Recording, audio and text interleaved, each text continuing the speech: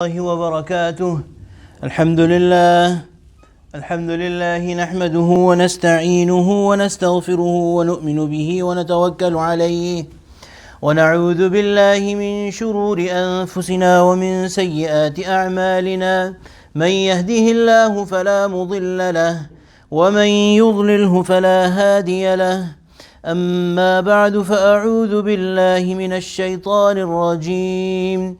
بسم الله الرحمن الرحيم. ويل لكل همزة لمزة الذي جمع مالا وعدده يحسب أن ماله أخلده كلا لينبذن في الحطمة وما أدراك ما الحطمة نار الله الموقدة التي تطلع على الأفئدة. صدق الله العظيم وبلغنا رسوله النبي الكريم ونحن على ذلك من الشاهدين والشاكرين والحمد لله رب العالمين. So if you brothers could come to the first stuff, the Prophet ﷺ has said that Inna Allah wa malaikatahu yusalluna ala saffil awwal. Allah and His malaika, His angels, send constant blessings and mercies over the people who sit on the first saff, first row. Anyway, last week we had started a discussion of this surah of the Quran, where Allah subhanahu wa ta'ala has talked about three attributes, three traits of people, personality traits basically, which are really despised to Allah subhanahu wa ta'ala. And we talked about two of them last week, which is hums and lums. The one who backbites, says bad things about people behind their back, and the other person who says bad things to the face of people. Both of these people are extremely disliked by Allah subhanahu wa ta'ala. And we talked about the details of it. The one thing that we should mention here is that some ulama mufassirin have said that this refers to while Allah subhanahu wa ta'ala has pointed out only two specific evils of one's tongue, evils of speech, but it encompasses all the evils of tongue, all the evils of speech, all the bad things that any person can say, they are included in this. So we should stay away from that, and we should be very particular, be very mindful of what's our tongue saying, what is coming out of our mouth. Because these very small things, the Prophet ﷺ, there's multiple hadiths of the Prophet ﷺ to this effect. The Prophet ﷺ has said that a person is going in a very good track, on a very good track, in a very good direction, and they are very close to entering into Jannah. But then they say something that they think is light, that they do not give any importance to, and they say it lightly, and they are pushed away from Jannah. In some hadiths they said that the distance between Mashriq and Maghrib is created, between East and the West is created between them and in the Jannah. Another hadith of Rasulullah said that person who is very close to Jannah, he says something that he considers light, he does not give any importance to, because of the movement of that tongue for a very short bit, that person becomes as close to the hellfire. May Allah subhanahu wa ta'ala protect us. Anyway, the third quality that Allah subhanahu wa ta'ala has mentioned here in this surah is amassing wealth. Amassing wealth. الَّذِي جَمَعَ مَالًا وَعَدَّدَهُ.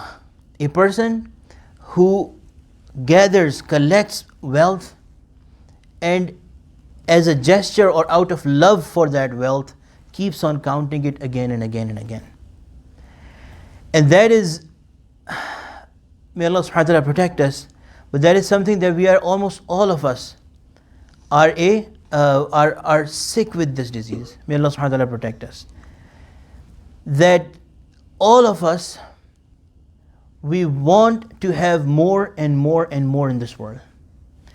And whatever we have, for very few rare exceptions that we find far and few in between, most of us, may Allah subhanahu wa ta'ala protect us, but they're always looking for ways to increase what we have in terms of this dunya. And the Prophet ﷺ has clarified it, that where is the boundary?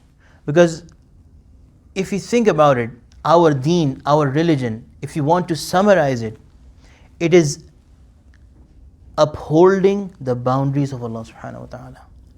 There is black, there is white, and there is, in every regard, we've been given a space.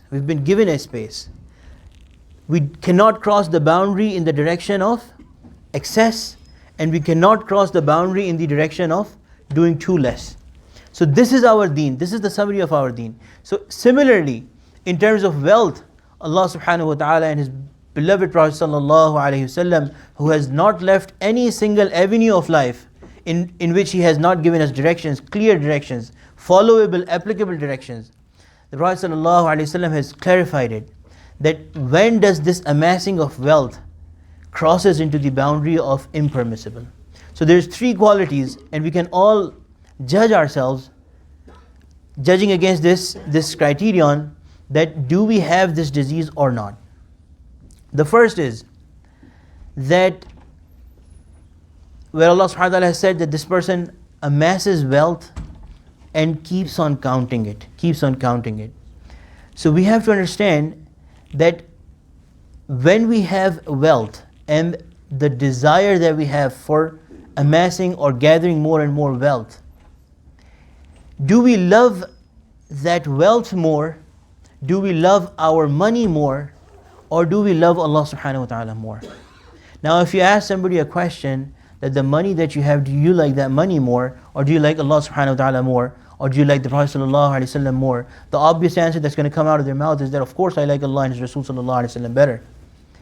But my dear respected brothers, Allah subhanahu wa ta'ala is also going to judge us based on what we do. Including, in addition to what we say, Allah subhanahu wa ta'ala is also going to judge us on what we are actually doing. So the practical way of finding out if we love Allah subhanahu wa ta'ala more or if we love our wealth more is that when the time comes, when we have to make a choice between Allah subhanahu wa ta'ala and our wish to increase our wealth, who do we choose? If we go in the direction of amassing wealth, giving up or neglecting the command of Allah subhanahu wa ta'ala, right there is the proof that what we are saying from our tongues, we are not saying that from our heart. We are not doing it with our deeds. We love collecting wealth more than following the command of Allah subhanahu wa ta'ala. So this is one practical criterion that the Prophet sallallahu alaihi wasallam has told us. Secondly, so the first thing that we've mentioned is that the practical application of it would be that no matter how rich or how poor a person is, in both of these states, what remains the most important for them is to follow the command of Allah subhanahu wa ta'ala, is to give in to the command of Allah subhanahu wa ta'ala, to fulfill their religious obligations. No matter how rich they may be, no matter how poor they may be, to complete the requirements that have been set forth by Allah subhanahu wa ta'ala, they will not give up on those. They will not compromise on those. Second is that, and this also relates to us very, very much, very closely, may Allah subhanahu wa ta'ala protect us all, but what is the purpose of gathering that wealth? What do we want to achieve through that wealth? Because everything we do for a purpose.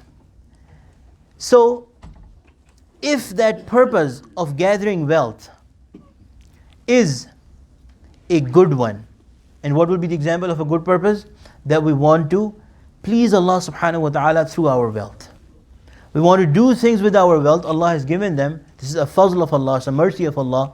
We want to use that to increase the pleasure of Allah subhanahu wa ta'ala. We want to spend in the path of Allah subhanahu wa ta'ala. We want to spend on our families. We want to spend on our own self. As long as you are concerned about your needs and the needs of your family and permissible ways of spending, those ways that are permitted by Allah subhanahu wa ta'ala, you do not cross the boundary of Allah subhanahu wa ta'ala. But the problem is that if we ask ourselves this question, if we go deep down within ourselves, one of the key reasons that we are running after this dunya is that we want to be better than everyone else.